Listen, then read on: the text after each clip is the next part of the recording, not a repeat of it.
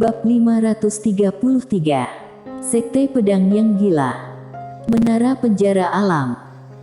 Alasan mengapa Mileye berani memberikan menara penjara alam kepada Brady Lee dan yang lainnya adalah karena dia tahu bahwa Brady Lee dan yang lainnya sama sekali tidak bisa menguasai menara penjara alam ini. Seperti yang diharapkannya, menara penjara alam ini akhirnya muncul kembali. Yang membuatnya sedikit tertekan adalah menara penjara alam ini tidak bisa dibuang sekarang. Sangat bergantung padanya. Dan itu tidak membantu perkelahian. Sepertinya tahu apa yang dipikirkan Mileye, lantai ke-6 tiba-tiba berkata, "Kamu mendapatkan untung tapi masih sok menolak." Mileye tersenyum pahit, "Senior, menara ini benar-benar bencana besar.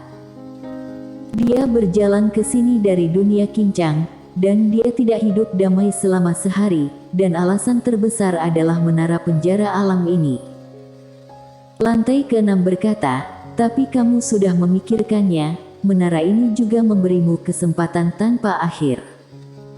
Mileye mengangguk, "Aku mengerti ini." Lantai ke-6 berkata, "Sebenarnya, menara ini mau bekerja sama dengan kamu, itu telah memberi kamu banyak muka. Ketika bertemu dengan aku, dia mulai bertarung tanpa mengucapkan sepatah kata pun."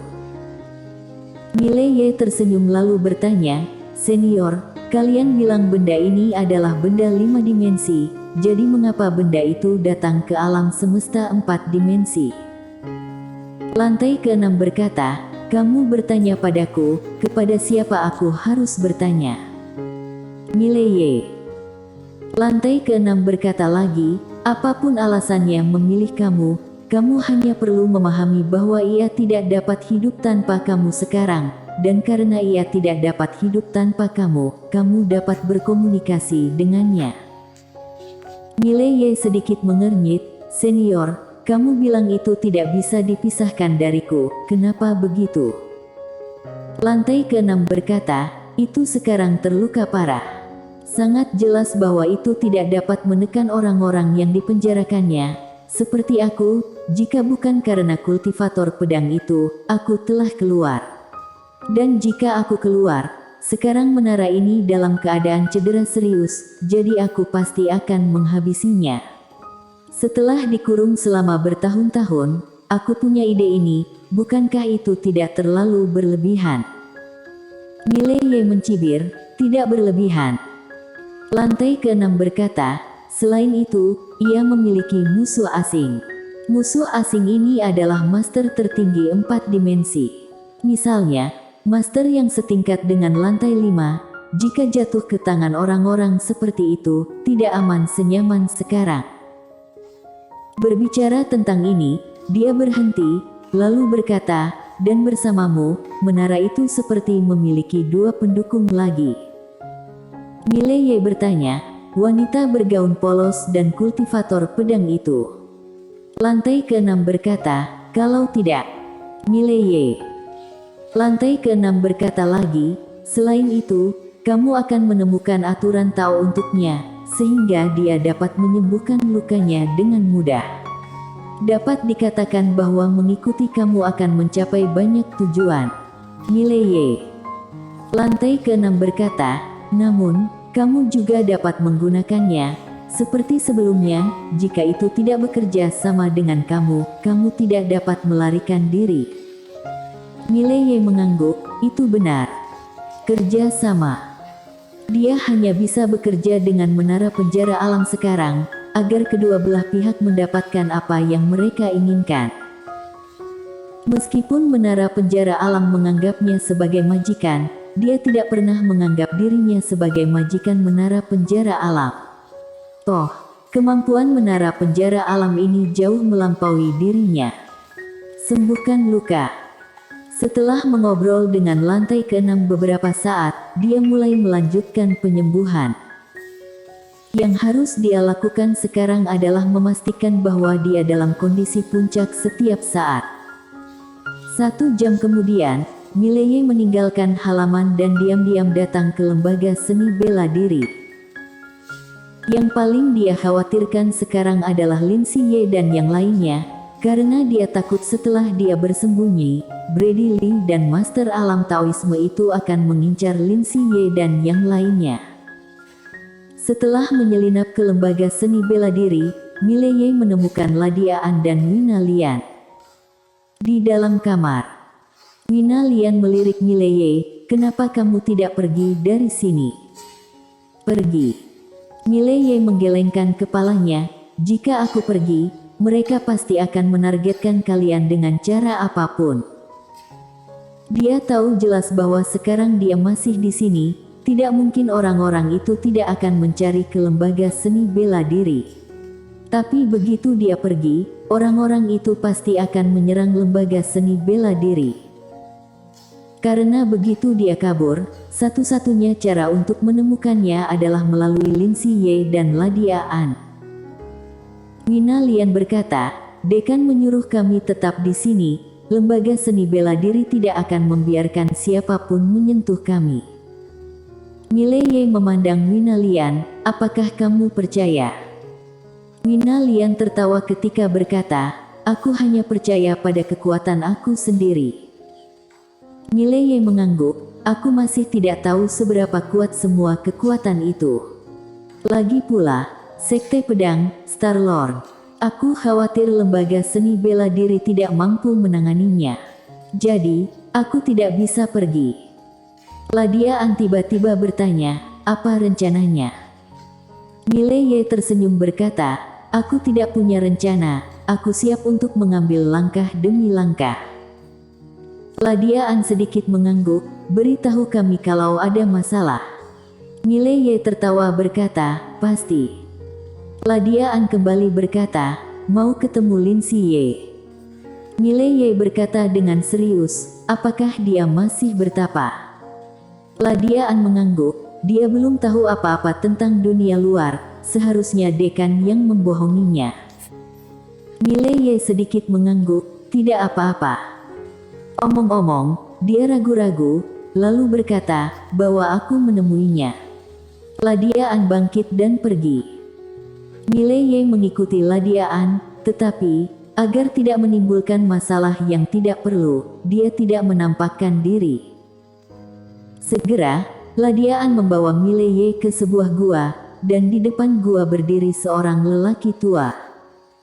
Orang ini adalah Deskakin. Deskakin memandang Ladia An, "Ladia, apa yang kamu lakukan di sini?" Ladia menunjuk ke gua, "Lihat dia." Deskakin hendak berbicara ketika Doni Helian tiba-tiba muncul di depan Ladia An. Dia melirik Ladia An, lalu berkata, "Masuk." Ladia An mengangguk sedikit, "Terima kasih dekan." Setelah berbicara, dia berjalan ke dalam gua. Dan Mileye mengikuti dengan tenang. Begitu dia memasuki gua, Mileye tercengang. Energi spiritual. Energi spiritual di gua ini sangat murni, tidak hanya murni, tetapi juga berlimpah. Dapat dikatakan bahwa tempat ini adalah tempat paling murni yang pernah dilihatnya. Kultivasi di sini jelas merupakan hasil ganda. Dan di atas platform batu tidak jauh dari sana, seorang gadis kecil duduk dengan tenang. Gadis ini adalah Lin Siye. Pada saat ini, Lin Siye tiba-tiba membuka matanya, dan ketika dia melihat Ladia An, senyum tiba-tiba muncul di wajah Lin Siye, "Kak An." Lin Siye selalu sangat menyukai Ladia An, karena Ladia An banyak membantunya dan kakaknya ketika dia berada di kota Kinceng. Ladia An berjalan ke arah Lin Siye, dia dengan lembut mengusap rambut dingin Lin Siye, tersenyum berkata, "Lihat siapa yang datang." Mengatakan itu, dia berbalik. Dan di belakang Ladia An, Mileye tiba-tiba muncul. Melihat Mileye, Lin Siye tercengang, dan kemudian melemparkan dirinya ke pelukan Mileye. Dia memeluk Mileye dengan erat, suaranya bergetar, "Kakak. Kakak."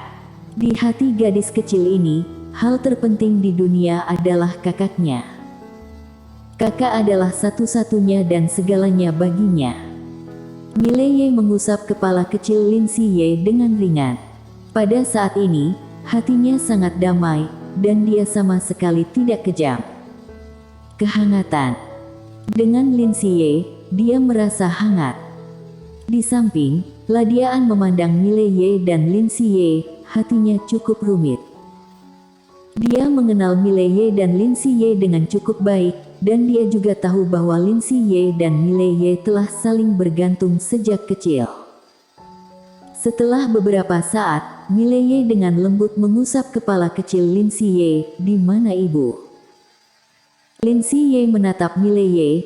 Setelah ibu datang ke sini, dia bilang dia akan pergi ke suatu tempat, lalu dia pergi. Mileye sedikit mengernyit. "Apakah kamu tahu kemana dia pergi?" Lin Siye menggelengkan kepalanya. "Aku tidak tahu.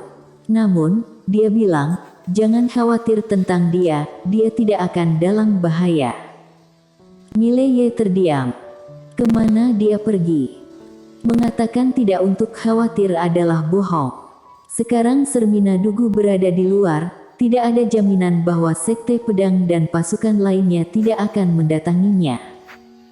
Harus meminta Chelsea Bai untuk memeriksanya. Setelah Mileye mengambil keputusan, dia menatap Lin Siye. "Apakah kamu sudah sampai di alam suci sekarang?" Lin Siye buru-buru menganggukkan kepalanya dan tersenyum berkata, "Kakak, aku bukan hanya sampai di alam suci, aku akan segera mencapai alam keberuntungan." Alam keberuntungan. Mileye sedikit takut. Dia menatap Ladian. Ladian berbisik berkata, "Jangan khawatir, Master Lembaga Seni Bela Diri memberinya fondasi yang kuat." Setelah mendengarnya, Mileye lega. Dia tahu bahwa Lembaga Seni Bela Diri pasti tidak akan melakukan kecerobohan untuk mendorong tumbuhnya sebuah bibit. Ladian dan berkata, "Dia sangat berbakat, tetapi dia sedikit buruk dalam pertempuran. Tetapi sekarang sepertinya seorang lelaki tua mengajarinya setiap hari." "Kakek Wu." Lin Siye tiba-tiba berkata, "Ya, kakek Wu, dia datang untuk mengajariku cara bertarung setiap hari, dia luar biasa."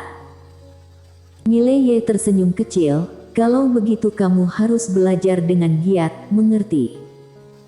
Lin Siye dengan serius berkata, "Kakak, aku akan sangat serius. Jika ada apa-apa di masa depan, aku akan membantu kakak untuk menanggungnya bersama."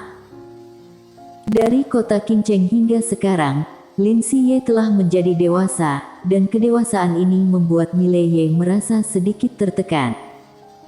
Tapi dia juga tahu bahwa Lin Siye harus tumbuh dewasa. Pada saat ini, Ladian memandang Mileye, dan Mileye secara alami mengerti apa yang dia maksud. Pada saat itu, berkata, "Lin Si, kamu berkultivasi dengan baik di sini, kakak akan pergi berlatih." Lin Siye tertegun, lalu berkata, "Tidak bermain sebentar lagi." Mileye tersenyum berkata, "Akan ada waktu di masa depan."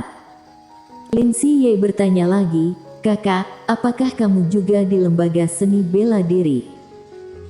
Mileye ragu-ragu, lalu mengangguk, "Ya. Kamu harus berkultivasi dengan baik dulu, dan ketika kamu mencapai alam keberuntungan, kakak akan datang kepadamu." Lin Siye mengangguk pelan, bertanya-tanya apa yang dia pikirkan. Mileye berkata dengan lembut, "Kamu juga tahu bahwa kakak memiliki banyak musuh, jadi kakak tidak bisa bermain denganmu sepanjang waktu, dan kamu harus berlatih keras. Dengarkan kata-kata kakek Wu, bekerja keras untuk menjadi lebih kuat, dan kemudian bantu kakak, oke?" Lin Siye memandang Mileye, dengan serius berkata, "Kakak, aku pasti bisa membantumu." Mileye tersenyum berkata, "Aku tunggu, ya." Setelah berbicara, dia mengusap kepala kecil Lin Siye, "Kakak pergi dulu." Lin Siye mengangguk, "Aku akan segera keluar untuk mencarimu." Mileye tersenyum, lalu berbalik dan pergi bersama Ladian. Meskipun dia enggan, dia tahu betul bahwa jika dia tinggal di sini untuk waktu yang lama, sesuatu akan terjadi. Lembaga seni bela diri cukup baik hati, dia tidak mau terlibat lembaga seni bela diri. Di dalam gua, Lin Siye menatap Mileye dan Ladia An seperti itu, sampai Mileye menghilang sepenuhnya, dia tidak menoleh ke belakang. Di luar gua, Mileye melihat ke ujung langit, tangan kanannya mengepal perlahan, dan berkata dengan lembut, "Aku tidak akan membiarkan siapapun menyakitinya lagi, tidak pernah." Adik perempuannya. Sepanjang hidupnya, Mileye tidak mencari jalan untuk berumur panjang, tetapi hanya untuk keselamatan adik perempuan dan orang-orang di sekitarnya. Pada saat ini, suara Chelsea Bay tiba-tiba datang dari ruang hampa di depan Mileye. "Sekte pedang mencarimu seperti orang gila, hati-hati." Sekte pedang. Ekspresi Mileye berangsur-angsur menjadi dingin. Bersambung.